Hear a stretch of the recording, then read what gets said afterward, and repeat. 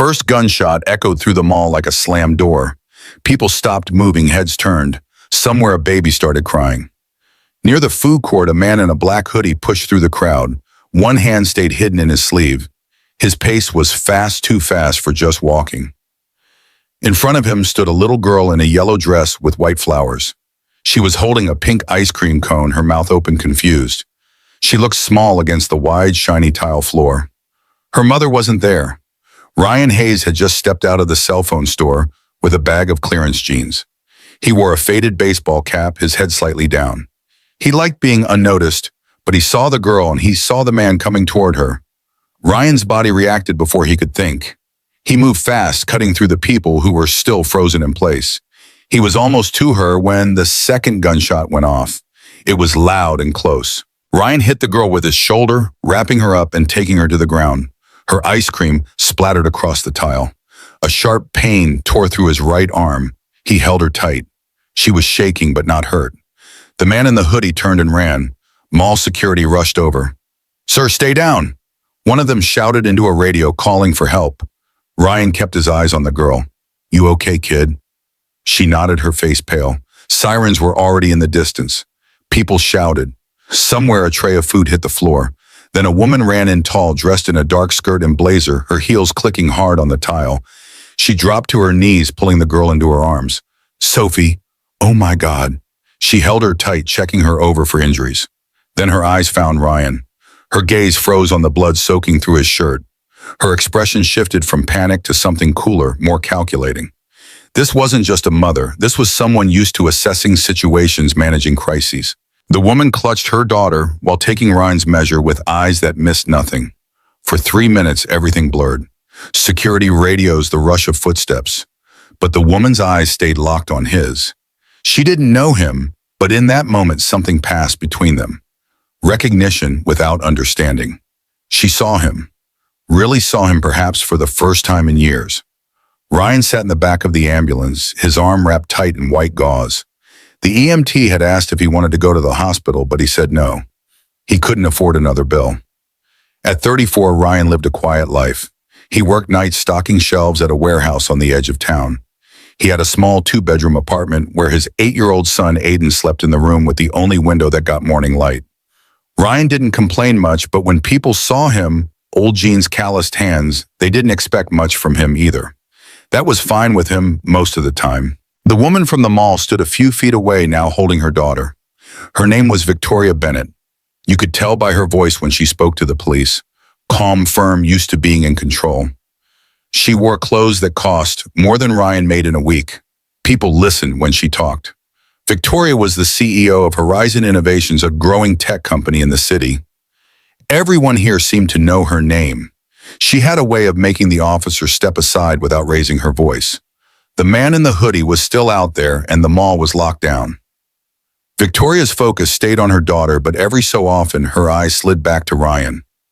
Not warm, not cold, just measuring, as if she were trying to solve a puzzle he represented. The police took statements. Ryan's was short. He told them what he saw, what he did. One officer barely looked up from his clipboard. "So you just happened to be there?" he asked, his tone flat. "Yeah, just walking by." The officer wrote something down but didn't thank him. Didn't even meet his eyes. It wasn't the first time Ryan had felt invisible. People in uniforms usually treated him like trouble waiting to happen, especially since his years in the Marines didn't show in his clothes, only in the way he noticed things others didn't. Nearby, a man in a gray suit whispered something to Victoria. He was her company's head of security. His name was Dominic. His job was to protect her and her daughter, and he clearly didn't like that a stranger had stepped into his role today. Dominic gave Ryan a slow, suspicious look, like he was waiting for him to slip up to reveal some ulterior motive for his heroism. The EMT cleared his throat. "You're lucky it missed bone. Should still get it checked at a hospital." Ryan just nodded. He didn't have insurance. Across the lot, his babysitter's car pulled up. Ryan had called her from the ambulance. Aiden hopped out, eyes wide, when he saw the bandage. "Dad!" Aiden ran to him, stopping just short of hugging him, afraid of hurting the wound. Ryan gave him a small smile. "It's fine, bud. Just a scratch." Dominic was still watching him. Victoria was still silent. The feeling was clear. He'd done something good, but he didn't belong here in their world. He was a momentary intersection of lives that shouldn't have crossed. Now it was time for everyone to return to their proper places. Ryan led Aiden back to the babysitter's car. He'd catch a ride home with them, come back for his truck tomorrow. As they walked away, he felt Victoria's eyes on his back. He didn't turn around. Some distances weren't meant to be crossed. The apartment was quiet that night. Aiden had finally fallen asleep after asking a dozen questions about the shooting. Ryan sat at the kitchen table, a glass of water untouched before him, the bandage pulled tight across his arm. The local news played quietly on the small TV in the corner. A warehouse worker became an unlikely hero today, the anchor said, when he saved a young girl from what police are calling an attempted abduction at Westfield Mall. Ryan's grainy image filled the screen standing beside the ambulance. He looked smaller than he felt older in the harsh light. The caption beneath read, Ryan Hayes, 34, warehouse worker. The young girl has been identified as Sophie Bennett, daughter of Victoria Bennett, CEO of Horizon Innovations. Mrs. Bennett declined to comment, but sources say she is grateful for Mr. Hayes' intervention. Ryan switched off the TV. He hadn't asked for this attention, hadn't wanted his name or face on the news. Tomorrow people at work would ask questions. His supervisor would give him that look, half impressed, half suspicious, as if Ryan had somehow planned this disruption to the orderly warehouse routine. His phone buzzed with a text from his sister in Ohio. Saw you on the news, my brother, the hero. Ryan didn't respond. Hero, the words sat uncomfortably. Heroes were celebrated. Heroes were seen.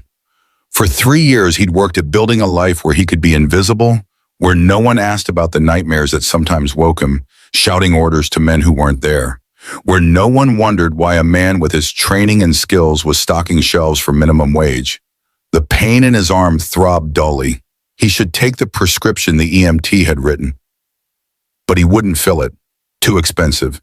He'd manage with over-the-counter stuff, always had before. 2 days later, Ryan was back at work in the warehouse.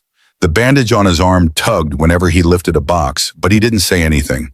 His supervisor, Carl, was watching him from the office window like he always did when someone slowed down.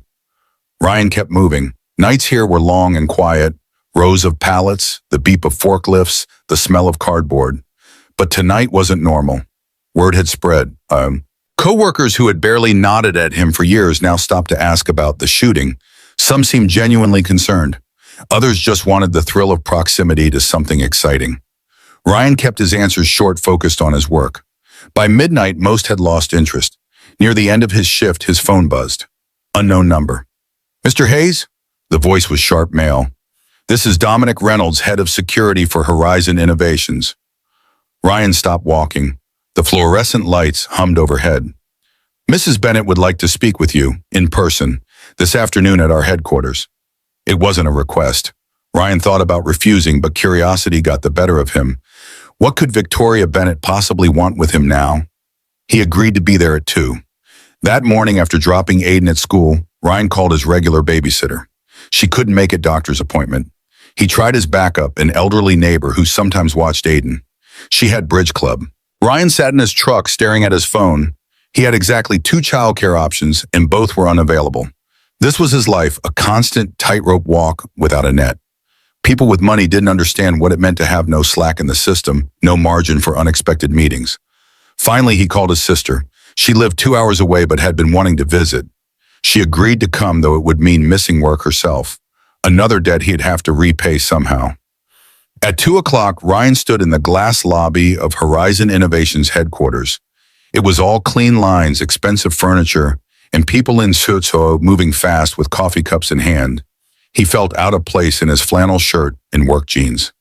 The receptionist had looked him up and down when he gave his name, her smile never reaching her eyes. Mr. Reynolds will be with you shortly. Ryan sat in a chair that probably cost more than his monthly rent. The wound in his arm throbbed. He hadn't slept well, the combination of pain and late shift leaving him ragged around the edges. Above the reception desk, a large screen played a company promotional video. Victoria's face appeared, speaking confidently about innovation and the future. In that polished setting with perfect lighting and designer clothes, she seemed even further removed from his world than she had at the mall. Dominic appeared by the elevators. No handshake, no smile. This way, dear mom, he said. His tone was clipped. They walked in silence to the 27th floor. The elevator was fast and silent, nothing like the grinding machinery at the warehouse. Dominic led him through open office spaces where people glanced up briefly, then back to their screens. No one seemed surprised to see a man in worn jeans walking through. Perhaps Victoria Bennett often brought in strange charity cases. They walked into a conference room where Victoria was already seated at the head of the table. She looked like she had stepped out of a magazine, navy suit, hair perfect, but her eyes were tired and her phone was buzzing on the table. She silenced it without looking. "Mr. Hayes," she began, "we appreciate what you did at the mall." Ryan nodded. "I'm glad she's okay." Simple, direct, no need to elaborate. Dominic crossed his arms. "Here's the issue. You've been in the news. Some reporters are asking questions about you, your past. We'd like to make sure there's nothing that could put Mrs. Bennett or her daughter at risk." Ryan's jaw tightened. "I didn't do anything wrong." Dominic didn't flinch. "That's what we need to be certain of." Victoria leaned forward. "We live in a world where stories get twisted. I can't have my daughter's name linked to someone who might—" She stopped herself. "I just need to know you're not a threat." Ryan had been looked at this way before, like he had to prove he deserved to stand where he was. "I'm not a threat to anybody. I work. I take care of my kid, that's it." Dominic slid a piece of paper across the table. "Sign this non-disclosure agreement and agree to stop talking to the press if they find you. We'll also need to run a background check." Ryan stared at the paper. "So you want me to sign away my right to talk about saving her?" "It's about privacy," Dominic said. "It's about control," Ryan said quietly. The words hung in the air between them. The air in the room went still. Victoria's phone buzzed again. She didn't answer it. Instead, she studied Ryan with new intensity, as if seeing something in him she hadn't noticed before. There was a military precision to his posture, a controlled awareness of the space around him that most civilians lacked. "We're offering to cover any medical costs from the injury," she said, her tone softening slightly. "I'm fine," Ryan said, standing. "I didn't come here for money." Dominic stepped into his path. "Think about your son before you make this harder than it has to be." That hit harder than the bullet. Ryan went very still. His voice when it came was low but perfectly clear. "Don't ever use my son to threaten me." Something flickered in Victoria's eyes, surprise, perhaps respect. For just a moment, her corporate mask slipped and Ryan caught a glimpse of the mother beneath the woman who had run through the mall in heels, desperate to find her child. "Mr. Reynolds, that's enough," she said. "Mr. Hayes is free to go." Ryan walked out without another word. In the elevator, he exhaled slowly, controlling the anger that had risen at Dominic's implied threat. He had spent years learning to manage that anger, to channel it into precision rather than explosion. Those were skills the Marines had given him, skills that had kept him alive in places where losing control meant losing everything. When Ryan got home, Aiden was sitting at the kitchen table doing homework. His sister had made mac and cheese, Aiden's favorite. "How was it?" Aiden asked, pencil hovering over math problems. "Just a meeting," Ryan said, dropping his keys into the bowl by the door. He didn't mention the paper. He didn't mention the way Dominic had looked at him like a problem to be managed. Aiden had enough to worry about. Fourth grade was hard enough without adult problems. The next morning, Ryan's phone rang while he was making Aiden's lunch for school. Carl from the warehouse. "Ryan, Carl said corporate wants to talk to you. Seems they got a call from someone at Horizon Innovations." Ryan frowned. "About what?" Carl sighed. "Didn't say, but they're nervous. You know how it is. We can't have bad press. Might be best to take a